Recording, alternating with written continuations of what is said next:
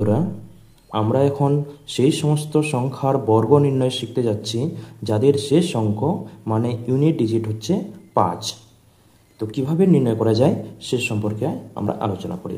যেমন আমি একটা উদাহরণ তোমাদেরকে বলি, 15 square, how to find the square of 15। এই 15-এর স্কোয়ার নির্ণয় করার জন্য আমরা সংখ্যাটিকে ভালোভাবে লিখি 15 ইন্টু 15, এভাবে লিখব। তো এই 15-র মধ্যে আমরা শেষ অঙ্কটি যেটা আছে 5, দুটোরই দেখো 5, এই 5 আর 5 এই দুজনের গুণফল আমরা কি পাবো? 25। এই 25 আমাদের শেষ দুটি অঙ্ক থাকবে যে কোনো অঙ্কের ক্ষেত্রেই।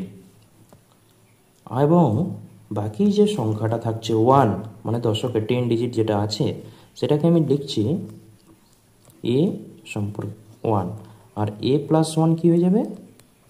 1 প্লাস 1 সমান 2। এবার বলেছে যে এই দুটো যে সংখ্যা পেলে a ইন্টু a প্লাস 1 এই দুজনের গুণ। তো গুণ করলে কি পাবো আমরা? 1 plus 2 that is 2।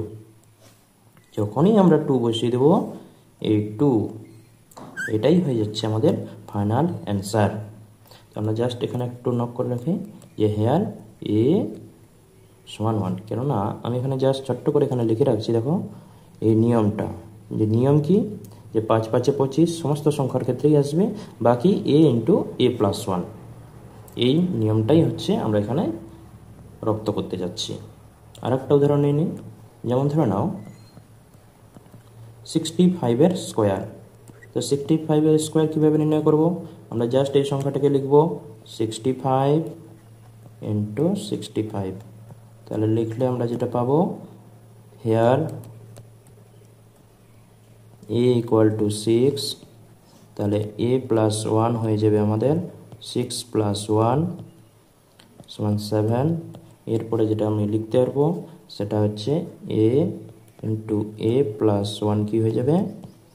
6 into 7 that is 42।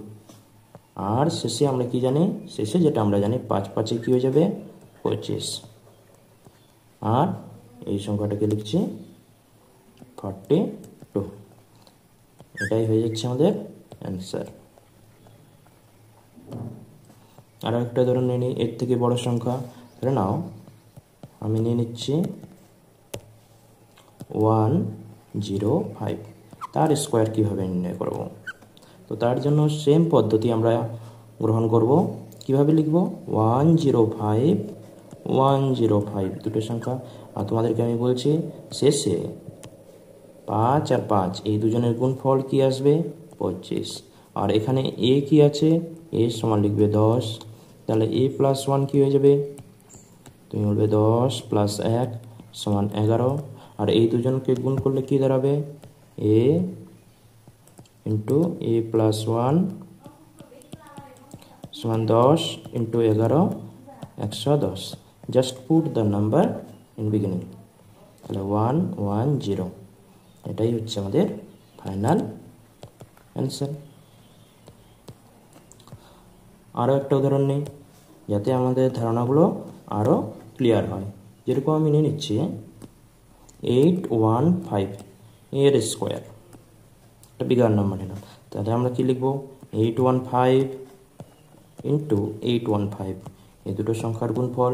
আমরা জানি শেষ দুটো যে অঙ্কই আছে, শেষ দুটো যে অঙ্ক আছে ইউনিট ডিজিট আছে, এদের গুণফল কি আসবে? 25। তাহলে বাকি প্রথমেরটা কি আসবে সেটা সম্পর্কে আমরা গুণ করি। আমরা জানি এ সমান কি হয়ে যাবে? হেয়ার এ সমান লিখব 81, তাহলে এ প্লাস 1 হয়ে যাবে আমাদের 82। আর এ ইন্টু এ প্লাস 1 কি দাঁড়িয়ে যাবে? 81 ইন্টু 82। তো জাস্ট গুণ করো, গুণ করবে 80 প্লাস 1 ইন্টু 82। গুণ করলে যেটা পেয়ে যাবে তুমি 6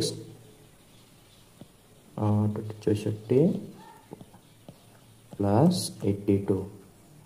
তো যোগ করে কি পেয়ে যাবে তুমি? 6642. Just put the number in the beginning. তাহলে কি পেয়ে যাবে তুমি 66642. That is your answer. আশা করি তোমরা একটু হলেও ক্যাচ করতে পারছো। আর একটা সংখ্যা নিয়ে নিই যেটা এর থেকেও বড়। না আমি নিয়ে নিচ্ছি একদম তোমাদের 19 আরও কি নিয়ে 9 নিয়ে নিচ্ছি 5। এর বর্গ কিভাবে নির্ণয় করব? এর বর্গ নির্ণয় করার জন্য আমরা জাস্ট সেই পদ্ধতিটাই অ্যাপ্লাই করব যেটা আমরা শিখলাম এখনই। কি শিখলাম? আমরা শিখলাম যে এই সংখ্যাটাকে আমরা এভাবে কমসে কম লিখতে পারবো। এই লেখার পর আমরা জানি যে শেষ যে সংখ্যাটা এই দুজনকার গুণফল 25। এবার বাকি এখানে আমরা জানার চেষ্টা করি যে বাকিটা কি আসবে। তো আমি এখানে লিখি হেয়ার এ সমান কি আছে 19। সুবিধাই হয়েছে। তাহলে a + 1 কি হয়ে যাবে? 1 যোগ করলে এটা হয়ে যাবে 2000 আর a × a + 1।